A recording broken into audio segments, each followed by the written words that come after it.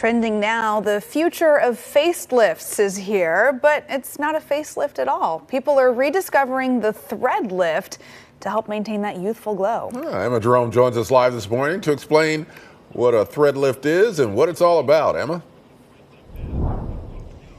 Good morning, Ken, Emily. Yeah, according to the American Society of Plastic Surgeons, people are opting for surgery, plastic surgery or cosmetic adjustments right now. And the number one reason is to look and feel refreshed after years of pandemic stress.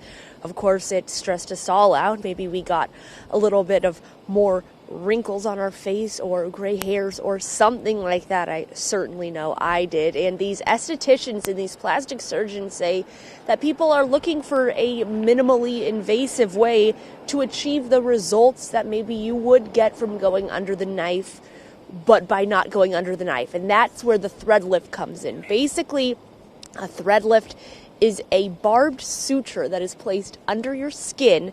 And what happens is your body's natural reaction to this foreign object is to create collagen around it. That in and of itself gives you the natural lift itself. That's how the lift is achieved. At Revion's in Clackamas, Dr. James Chan and his staff offer the whole gambit of cosmetic procedures from Botox and filler to full facelifts. And of course, this includes the thread lift. Despite its recent revival, the thread lift has been around for a while now, but the procedure is much different than it was, say, 20 years ago.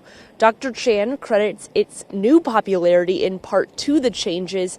He said what's different is the sutures used now will dissolve over time. These can be done in the office. It's an hour procedure, and you can do full face, so brow, mid-face, jawline, and neck.